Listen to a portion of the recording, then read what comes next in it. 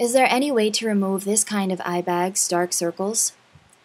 My eye bags have 2 layers. Looks like I have double eye bags. On a good day, I have only one. I had these for years now and cream doesn't seem to help. I was wondering if there's any way to remove them, maybe without surgery?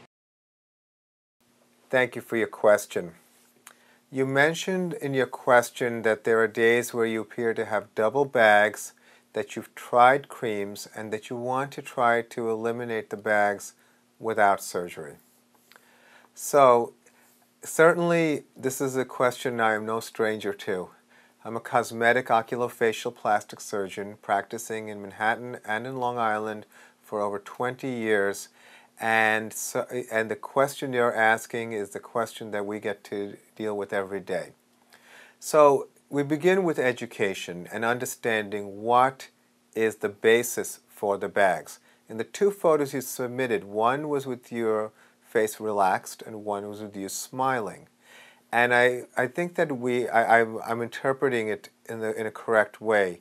When you describe one bag as being from the eyelid margin or the eyelashes to just below before the second bag begins.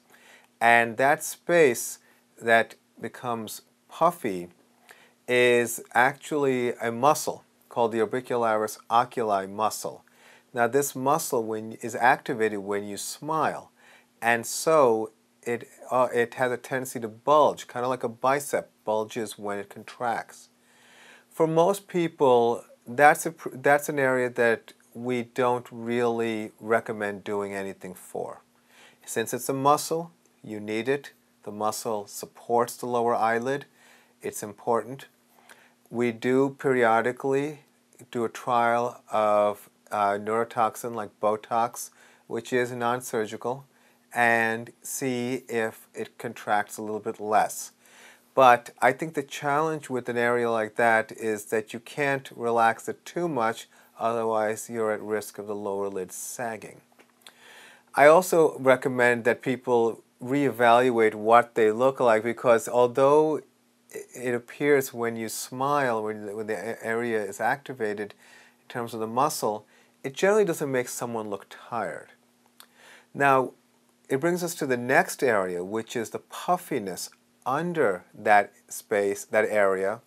And that area, which is puffy all the time, and creams, as you saw, does not help, is due to something called lower eyelid fat prolapse. It's very clear from your photos that there's a bulge of fat moving forward, has moved forward and created this bulge. The procedure for that is a lower eyelid blepharoplasty. I know you're looking for a non-surgical option. If there was a non-surgical option, then one of the top 5 cosmetic surgeries would stop being that.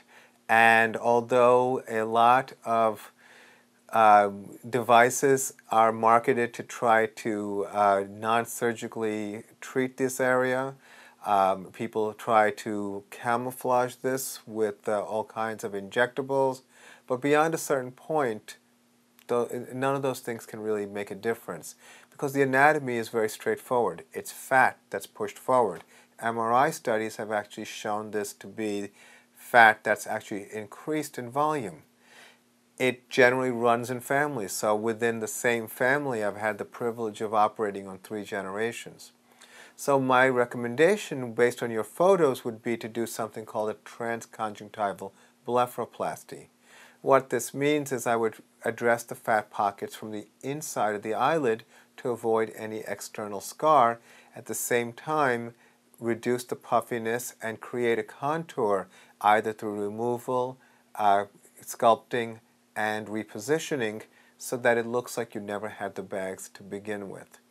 This procedure lasts a very long time. Those fat pockets don't come back, and we perform this surgery under local anesthesia with light IV sedation in our Joint Commission facilities. You see, over the 20 years, we've worked on developing systems and processes so that people like you who have a aversion to surgery, especially when you watch TV and you see all the potential disastrous effects of surgery, we do everything to make people comfortable. lower eyelid surgery can be complex, and unfortunately many people do have some complications. Where, as a specialist, I get to fix those complications. We get patients who come from around the world to have these procedures revised, whether it's residual fat or fat transfer, where fat was placed. We actually remove that. Lower lid retraction, where the eyelid is pulled down, and ectroping, where the eyelid is everted out. In spite of all of those potential complications, it can be remarkably satisfactory surgery when performed well and in good hands. And of course, you always have to be prepared for the things that can happen. Every surgeon has to deal with these issues, no matter how good they are or how much experience.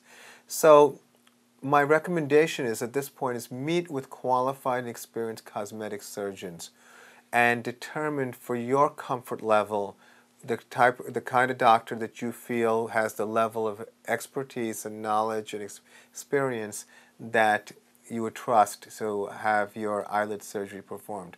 Otherwise, I think you're going to be spending a lot of time and money on things that probably are not likely to work. Again, this is all based on photos and not on an actual physical exam, which is the appropriate next step for you, is to meet with a doctor and have the physical exam and look at the tone of the eye and other things that are important in planning out this type of procedure.